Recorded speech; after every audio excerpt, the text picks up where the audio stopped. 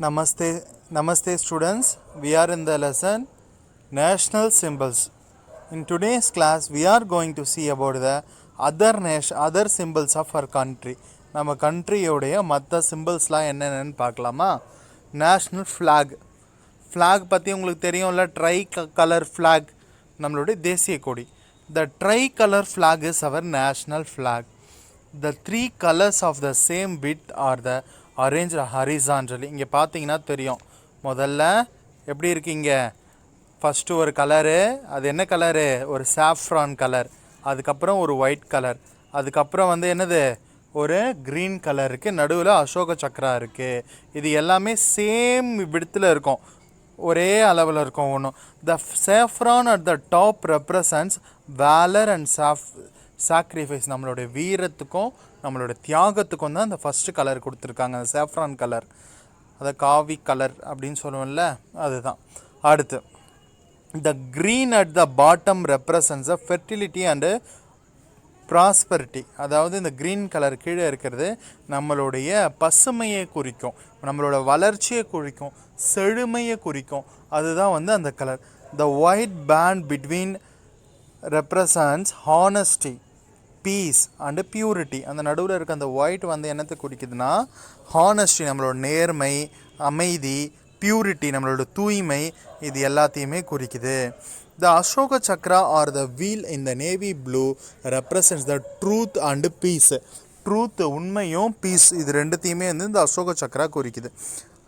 Out national flags length our அவுட் இல்லது our national flags length and width proportion is 3:2 respectively and the Ashoka Chakra has 24 spokes in it. அதாவது இந்த வெளிப்புற அதோடைய அளவு என்னன்னு பார்த்தா 3:2 அப்படின்ற அளவில் இதோடைய லென்த்து இருக்குது, லென்த்தும் விட்த்தும் இருக்குது நேஷ்னல் ஃப்ளாகு அப்படின்னு சொல்கிறாங்க. அதுக்கப்புறம் இந்த Ashoka chakra has 24 spokes in it. எத்தனை ஸ்போக்ஸ் இருக்கான்? 24 ஸ்போக்ஸ் இருக்குது. அதாவது அந்த கம்பிகள் அதுக்குள்ளே இருக்கும்ல சின்ன சின்னதாக, அந்த கம்பிகள் அது 24 ஸ்போக்ஸ் இருக்குது. நேஷ்னல் ஆந்தம் அந்த 24 எதை குறிக்குது? நம்ம 24 24 மணி நேரம் உழைப்பை குறிக்குது. அது இதில் குறிப்பிடல, இருந்தாலும் நான் சொல்கிறேன். National emblem. அதுக்கு முன்னாடி ஹார்ட்ஸ்னு ஒன்று கொடுத்துருக்காங்க. Who has been given the right to manufacturing national flag? National ஃப்ளாகை எல்லாருமே மேனுஃபேக்சர் பண்ண முடியாது. இப்போ மாஸ்க் எல்லாருமே மேனுஃபேக்சர் பண்ணுறாங்க பார்த்தீங்களா, அந்த மாதிரி நேஷ்னல் ஃப்ளாகை எல்லாராலையும் மேனுஃபேக்சர் பண்ண முடியாது. அப்போ யாருக்கு அந்த உரிமை இருக்குன்னா, கர்நாடகாவில் இருக்கக்கூடிய காதின்னா என்னென்னா ரொம்ப இந்த என்ன சொல்கிறது, நேச்சுரலாக இருக்கும் அங்கே பொருள். இப்போ நம்ம திருவள்ளூரில் எல்லா ஊர்லேயுமே காதி ஷாப்புன்னு இருக்கும். அங்கே போனோன்னா அங்கே ட்ரெஸ்ஸஸ்லேருந்து அங்கே கிடைக்கக்கூடிய பொருள்லேருந்து எல்லாமே ஒரிஜினாலிட்டியாக இருக்கும், பியூராக இருக்கும். சென்னையில் குரலகத்தில் இருக்குது. அது மாதிரி இந்த கர்நாடகாவில் இருக்க அந்த காதி அந்த ப்ரொடியூசர்ஸ் தான் அதுக்கு ஃபுல் மேனுஃபேக்சரிங் ரைட் வச்சுருக்காங்க அப்படின்னு சொல்கிறாங்க. இப்போது அதுக்கு அடுத்து வேறு என்ன இதில் என்ன இருக்குது? நேஷ்னல் எம்பலம் சொல்லியிருக்காங்க. The 4 lions on the top of Ashoka. So அதுக்கு முன்னாடி நம்ம இந்த கொடிக்காத்த குமரன் பற்றி பார்த்துட்டு வந்துடலாம். டூ யூ நோ கொடிக்காத்த குமரன்? இவருக்கு இன்னொரு பேர் Tiruppur Kumaran. was born in Chennimalai of Erode district. Erode மாவட்டத்தை சேர்ந்து சென்னிமலை, அங்கே ஒரு ஃபேமஸான முருகன் கோவில் கூட இருக்குது. ஸோ அதனால் சென்னிமலைனாலே ரொம்ப எல்லாருக்கும் ஃபேமஸ். அதுலேயும் நம்ம திருப்பூர் குமரனுடைய ஊர்னா அது இன்னும் ஃபேமஸ். திருப்பூர் குமரன்றவர் ஒரு சாதாரண மனுஷனே கிடையாது. அவர் நம்ம தேசத்துக்காக என்ன பண்ணார் அப்படின்றத பார்ப்போம். As a youth he actively participated in the freedom struggle for India. இந்தியாவுக்கு ஒரு காலத்தில் நம்மெல்லாம் ஆங்கிலேயர்கள் கிட்ட, அதாவது இப்போ பிரிட்டிஷ்காரங்க கிட்ட நம்மலாம் அடிமைப்பட்டு இருந்தோம். அந்த டைமில் இவர் என்ன பண்ணார்? சுதந்திர போராட்டத்தில் கலந்துக்கிட்டார். இன் 1932 when Gandhiji was arrested, protests were held against the arrest all over the country. காந்திஜியை 1932 arrest பண்ணின பொழுது இவரையும் எல்லாருமே அரெஸ்ட் பண்ணியிருக்காங்க. இவர் நிறைய பேரை அரெஸ்ட் பண்ணாங்க நாடு முழுவதும். when the protesters were புரட்சியாளர்கள் held for Gandhiji's release, Tiruppur Kumaran took active part in it. காந்திஜியை வந்து ரிலீஸ் பண்ணியே ஆகணும் அப்படின்னு சொல்லிட்டு இவர் வந்து ரொம்ப வந்து என்ன பண்ணார், போராட்டத்தில் கலந்துக்கிட்டார். Held on to the tricolour flag even when he died. அவர் சாவர வரைக்கும், அதாவது என்ன பண்ணார், அந்த வெள்ளைக்காரன் வந்து கொடியை கீழே போடு அப்படின்னு சொல்கிறான். அப்படி அவங்க சொல்லும் பொழுது, நீ கொடி கீழே போடலன்னா உன் மேலே அடி விழும், அந்த லட்டி வச்சு நான் அப்படியே போட்டு, அந்த போலீஸ்காரர்கிட்ட பெரிய ஒரு கொம்பு இருக்கும் பார்த்தீங்களா, அந்த ஸ்டிக்கு வச்சுட்டு பயங்கரமான அடி அவரும் வாங்குறாரு. நல்லா வாங்கி வாங்கி உயிர் போகிற வரைக்கும் அவர் வந்து கடைசியில் அந்த நேஷ்னல் கொடி கீழே விடல.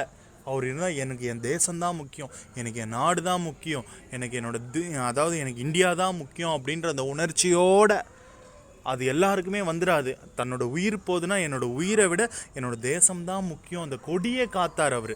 எனக்கு இந்த கொடி தான் முக்கியம், என்னோட நாட்டோட. அப்போ பார்த்தீங்களா கொடின்ற அந்த வார்த்தைக்கு எவ்வளோ, ஃப்ளாக்ன்ற வார்த்தைக்கு எவ்வளோ ஒரு ஹானர்னு சொல்லிட்டு, he was honored with the title கொடி காத்த குமரன். அந்த கொடியை காப்பாற்றினதுனால கீழே போடாமல் அவரோட உயிர் தான் போச்சு. அப்போ கூட அவர் அந்த கொடியோடு இருந்த அடித்தவனே ஷாக் ஆகிட்டான். என்னப்பா இவர் அப்படியே உயிர் போகிறான்னா அந்த கொடியை விட மாட்டாங்க. அவன் சொல்கிறான், ஒன்று நீ வந்து கொடியை கீழே போடு, இல்லைன்னா உன்னை கொண்டுடுவேன்றான். நான் கொடியை கீழே போட மாட்டேன், எனக்கு என் தேசம் தான் முக்கியம். அந்த அளவுக்கு நின்னார். அதனால தான் இன்னைக்கு வரைக்கும் அவரோட பேர் வந்து ஹிஸ்ட்ரியில் இருக்குது.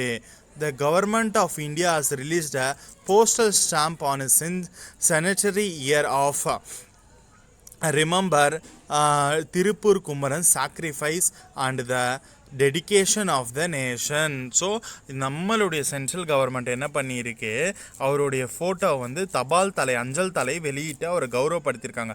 அவருடைய என்ன சொல்கிறது, தியாகத்துக்கு. அதான் கொடி காத்த குமரன் அப்படின்னு சொல்லுவாங்க. இப்போ வந்து நேஷ்னல் எம்பலம். ஸோ த லயன், இது ஒரு கீழே இருந்து வருது, ஓகேம்மா. இன்னொரு டூ யூனோ சொல்லியிருக்காங்க பாருங்க. The national flag was designed at Pingali Venkayya from Andhra Pradesh. அவர் தான் வந்து நேஷ்னல் ஃப்ளாகை வந்து டிசைன் பண்ணியிருக்கார். ஒரு பேர் வந்து பிங்களி வெங்கையா.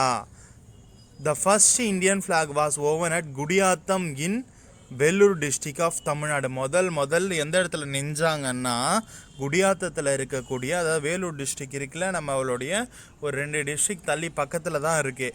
அந்த டிஸ்ட்ரிக்டில் தான் முதல்ல நம்மளுடைய தேசிய கொடியை நெசவு பண்ணாங்கன்னு, அதை வந்து உற்பத்தி செஞ்சாங்க. This flag was hosted by Pandit Jawaharlal Nehru, our first Prime Minister of India, on August 15, 1947 at Red Fort, Delhi. டெல்லியில் 1947 சுதந்திரம் கிடைக்குதில்ல, அந்த ரெட் ஃபோர்ட், செங்கோட்டை, அந்த இடத்துல தான் என்ன பண்ணியிருக்காங்க, முதல்ல கொடி ஏற்றினவர் யார், நம்மளோட Jawaharlal Nehru. This flag is now exhibit at the saint George fort museum, Chennai. டெல்லியில் ஏற்றின அந்த கொடி இப்போ எங்கே இருக்குது தெரியுமா, நம்ம ஊரில் தான் இருக்குது. நம்ம சென்னையில் எங்கே இருக்குன்னா சென்ட் ஜார்ஜ் ஃபோர்ட் மியூசியம், அதாவது சென்னை அரசு அருங்காட்சியகம் இருக்குல்ல, அந்த சென்ட் ஜார்ஜ் ஃபோர்ட் மியூசியம் அந்த இடத்துல இருக்குது. ஆமாம், அந்த இடத்துல தான் அது இருக்குது. ஓகே, இப்போ வந்து இந்த 2 டூயூனோ பார்த்தாச்சு. இப்போ அதுக்கு அடுத்து வந்து பில்லர், இந்த அசோக பில்லர் பார்த்துட்டு இருக்கோம்ல, national emblem. So the 4 lions on the top of the Ashoka. இதோ இங்கே பார்த்தீங்களா 4 lines, 3 தான் தெரியும், 1 தெரியாது, ஏன்னா மறைஞ்சிருக்கும். Pillar of at the Sarnath was chosen to be our national emblem. The national emblem was accepted on 26 January 2050. ஒரு 2 weeksக்கு முன்னாடி நம்ம வந்து செலிப்ரேட் பண்ணோம். நான் ரீபப்ளிக் டே அன்றைக்கி தான் வந்து அதை வந்து நம்ம நேஷ்னல் எம்பலமாக வந்து என்ன பண்ணியிருக்கிறாங்க, அக்செப்ட் பண்ணியிருக்காங்க. சத்தியமேவ ஜெயத்தே அப்படின்னா என்னப்பா, சத்தியமேவ ஜெயத்தே, வாய்மையே வெல்லும், உண்மை மட்டும்தான் ஜெயிக்கும், போய் ஜெயிக்காது அப்படின்னு சொல்லியிருக்காங்க. Has been inscribed at this bottom, அது கீழே அது எழுதியிருக்கோம். It means truth alone trims, அதுதான் உண்மையே வெல்லும், வாய்மையே வெல்லும். The national emblem consists of 2 parts, upper part and the lower part. The upper part has 4 lions facing the north, south, east, west. 4 திசையை பார்த்தா மாதிரி, நார்த்தில், ஈஸ்ட், சவுத்து பார்த்தா மாதிரி 4 பக்கம் 4 lion இருக்கும். This was on a circular pedestal, ரவுண்டாக இருக்கிற மாதிரி இருக்கும். So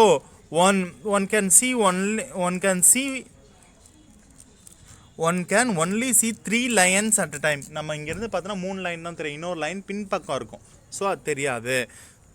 The lower part has an elephant. கீழே ஒரு எலிஃபண்ட் இருக்குது, ஹார்ஸ் ஒன்று இருக்கும், ஒரு புல் ஒன்று இருக்கும், அண்ட் லயன் இருக்கும். இது எல்லாமே இருக்கும். அதாவது ஒரு காளை, ஒரு சிங்கம், ஒரு குதிரை, அதுக்கப்புறம் ஒரு யானையும் இருக்கும். இதெல்லாமே வந்து அது 4 பக்கமும் கீழ்ப்பக்கம் அப்படி சுற்றி இருக்கும். The wheel of righteousness is placed between them. அதாவது இந்த நேர்மைக்கான ஒரு வீல், அது இதுங்கெல்லாம் சேர்ந்து இவங்க இந்த சின்னங்கள்லாம் சேர்ந்து அப்படியே ஓட்டுற மாதிரி அப்படியே அந்த இடத்துல பிளேஸ் பண்ணி வச்சுருப்பாங்க. This emblem is found at the top of the government communication, Indian currency and passport. So நம்மளோட பாஸ்போர்ட்டில் இந்த சிம்பிள் தான் இருக்கும், கவர்மெண்ட்டோட கம்யூனிகேஷனில் இந்த சிம்பிள் தான் இருக்கும். அப்போ பார்த்துங்க இதோட எவ்வளோ பெருமை இதுக்குன்னு சொல்லிட்டு. Okay, the 4 lions chosen from the Sarnath pillar of Ashoka as our emblem is now placed in Sarnath Museum. இது எங்கேருந்து எடுத்தாங்கன்னா சாரநாத் பில்லர் ஆஃப் அசோகா, அதுலேருந்து தான் வந்து இந்த 4 lions வந்து சூஸ் பண்ணியிருக்காங்க. as our emblem is now placed in Sarnath மியூசியமில் இது இருக்குது. நெக்ஸ்ட் கிளாஸில் students we listen about the we will see about the national anthem at all. Okay, thank you students.